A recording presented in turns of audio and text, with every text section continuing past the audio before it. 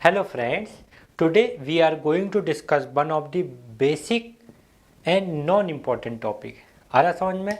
आज हम पढ़ रहे हैं एक बहुत बेसिक टॉपिक जो कि knowledge point of view very important है.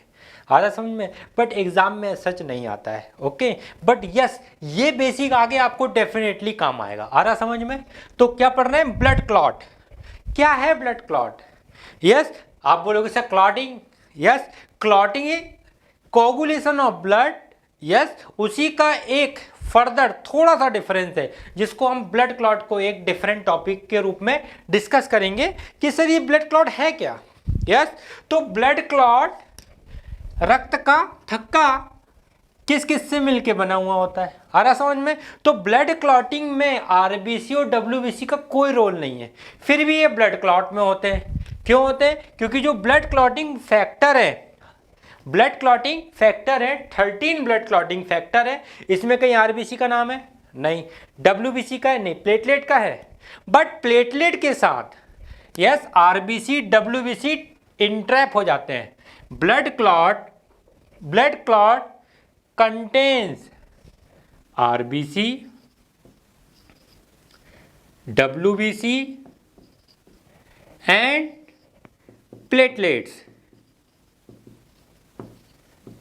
प्लेटलेट्स. इसीलिए जो ब्लड क्लॉट होता है वो रेड इन कलर होता है. ये तो ब्लड क्लॉट कैसे रेड कलर का होगा जब इसमें आरबीसी का कोई यूज ही नहीं है, डब्ल्यूबीसी का कोई यूज ही नहीं है और आरबीसी इसमें फंसी हुई होती है along with platelets. डब्ल्यूबीसी भी along with platelets entrap inside the blood clot, जिसके कारण that's why it is red in color. So blood clot कैसा होता है? Red in colour. यस, और आफ्टर द ब्लड क्लॉट जैसे ही ब्लड क्लॉट होता है 30 to 45 मिनट के बाद, 30 to 45 मिनट्स के बाद उसमें से सीरम बाहर आ जाता है. क्या बाहर आने लग जाता है? Serum oozes out. यस, अब सीरम बाहर निकलने लग जाएगा और सीरम बाहर निकलने के साथ साथ यहां पर यस प्लेटलेट में 3 प्रोटीन्स होते हैं. एक होता है actin, myosin and thrombosthenin. Yes, actin, myosin and thrombosthenin, THROMBO, thrombus, thrombosthenin, STHENIN. आ रहा समझ में? थ्रोम्बोस्थेनिन. ठीक है, ये तीनों these three enzymes proteins collectively induce clot retraction. ये क्या करेंगे? क्लॉट रिट्रैक्शन करेंगे. यस, तो contraction of clot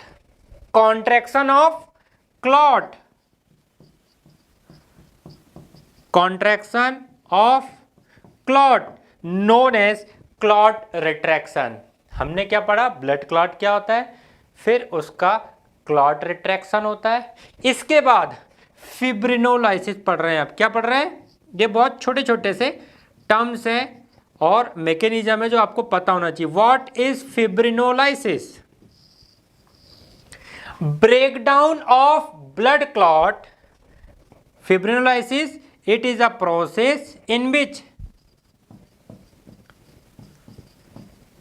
breakdown of blood clot, वो ब्लड जो क्लॉट हो गया है उसका हम ब्रेक डाउन कर रहे हैं. कहां हो गया? Inside the blood vessel. कहां पर हो गया? इनसाइड दी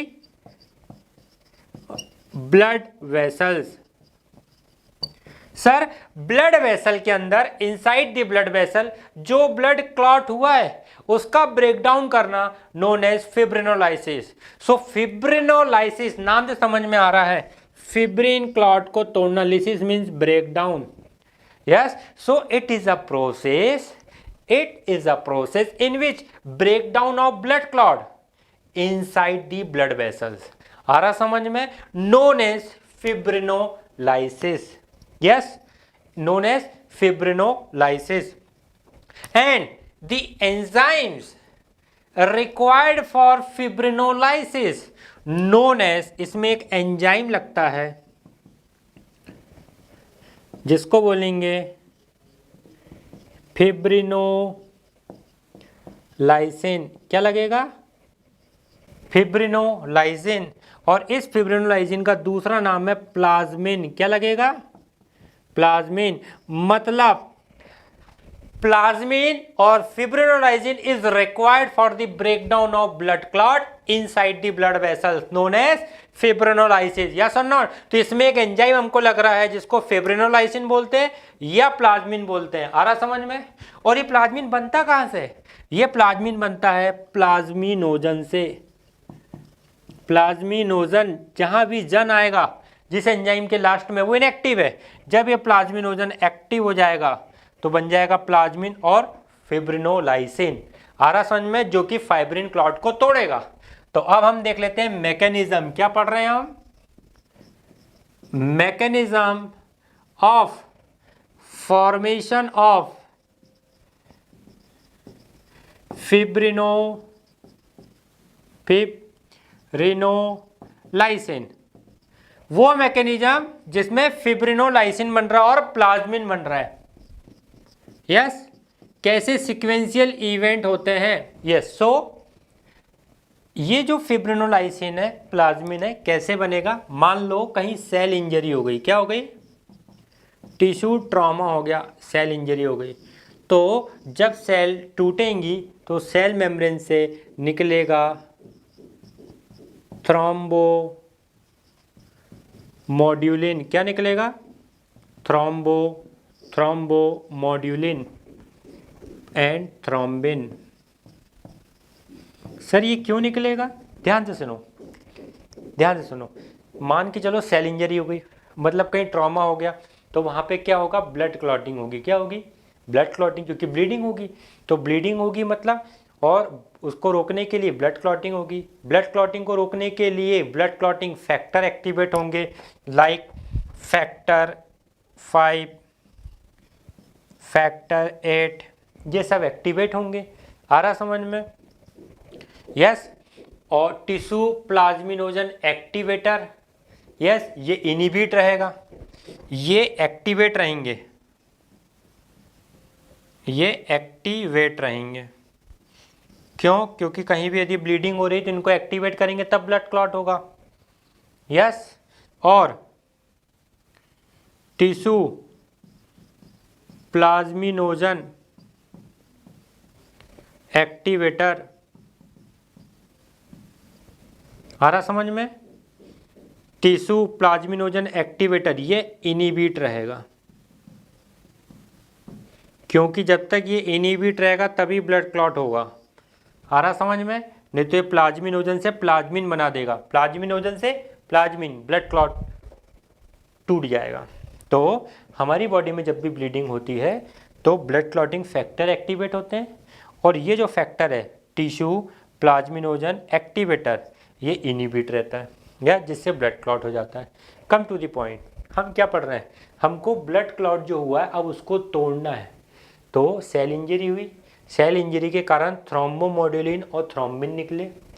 इन दोनों ने एक कॉम्प्लेक्स बनाया जिसको बोलेंगे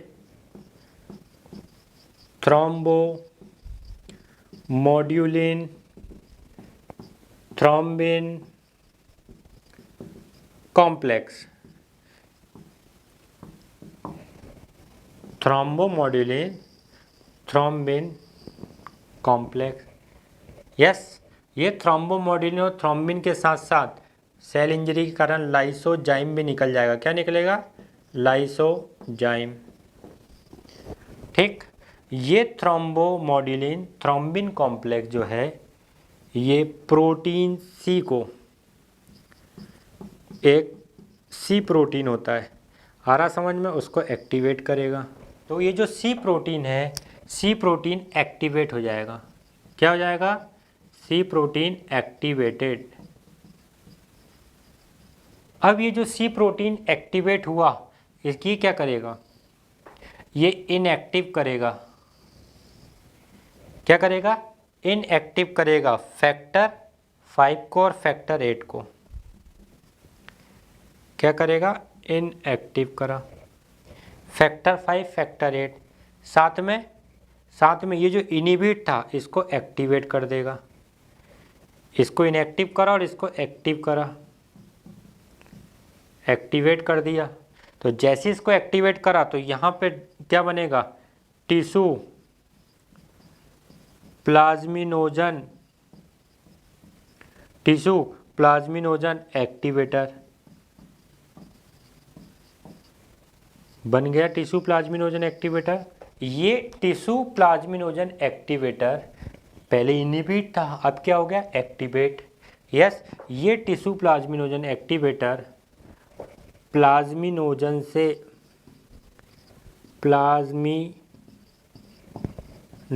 से क्या बना देगा, प्लाज्मिन और फाइब्रिनोलाइसिन। क्या समझ में आ रहा है? इसमें और क्या लगेगा, इसमें लगेगा ये लाइसोजाइम भी लगेगा यहाँ पे। आ रहा समझ में? क्या लगा, लाइसोजाइम, और क्या लगा, थ्रोम्बिन भी लगा यहाँ पे। ये थ्रोम्बिन कहाँ से आया, ये प्लेन वाला। आ रहा समझ में? और क्या बना था, लाइसोजाइम भी बना था, ये लाइसोजाइम भी यहाँ लगा। यस, और ये प्लाज्मिनोजन से कन्वर्ट कर देगा प्लाज्मिन में या फाइब्रिनोलाइसिन में। ये फाइब्रिनोलाइसिन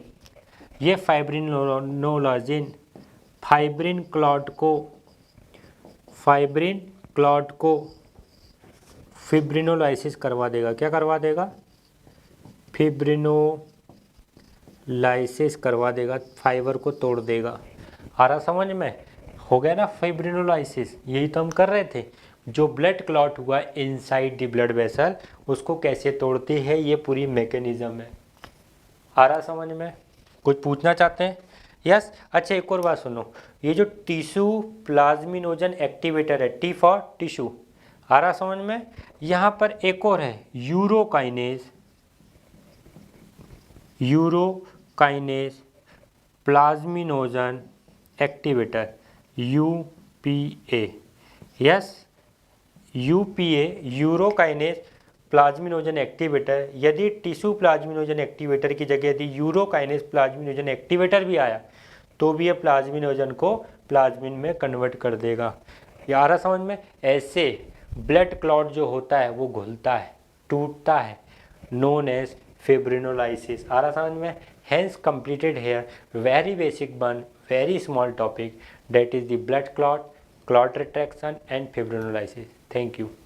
See you soon with the next new one topic. Thank you. Bye bye.